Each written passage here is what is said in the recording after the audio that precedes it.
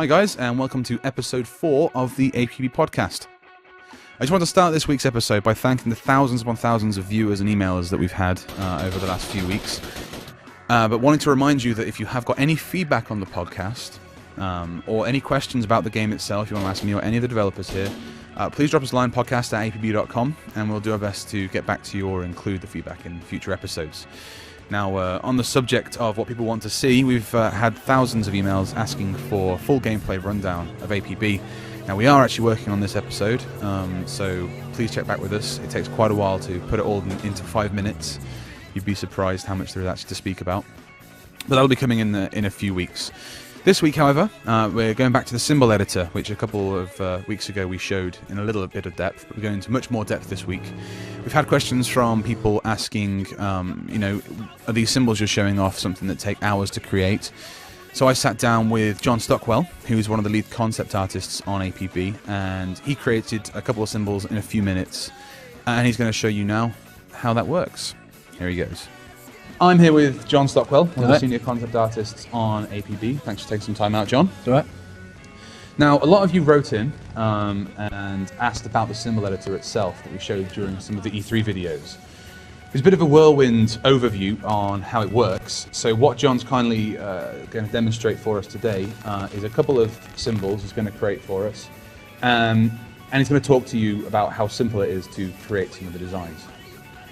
Now, obviously, some of the stuff you saw on the E3 videos took a little bit longer, but we're going to go over the basics in a bit more detail this time, and hopefully create something that you'll like. So let's have a look, shall we? Let's do it.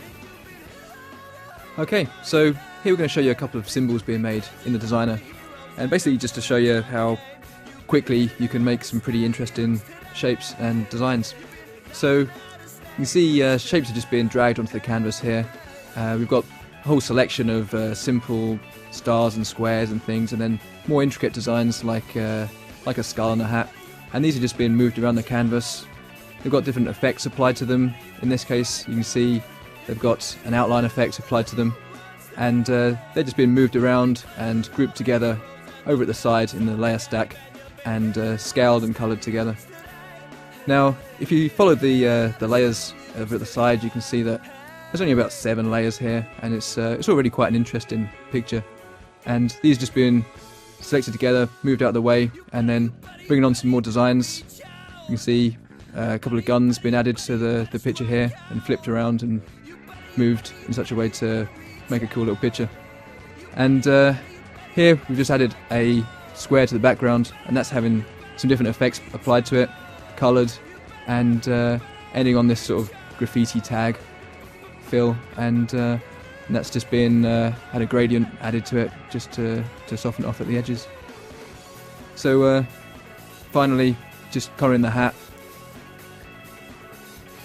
Okay, so now we're going to start off with something much more simple, so just a simple star, and that's just being coloured red. You can see the effects panel being brought up here and having a different effect applied to it, so you can see a sort of scratchy kind of effect applied to the star. Now, just another simple shape being brought on, a lightning bolt, and we're going to see this one shape being duplicated around, and then all these shapes can be grouped together after they've been duplicated, and they can all be transformed together, and again have the scratch fill applied to them.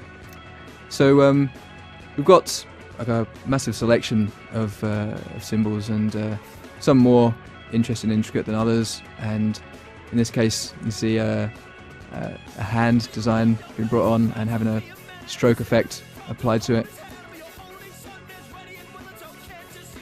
Okay, so again, just seeing more images being dragged onto the canvas here, scaled and rotated around, and if you look again over at the layers stack, you can see only about 11 layers there, and already getting something pretty interesting.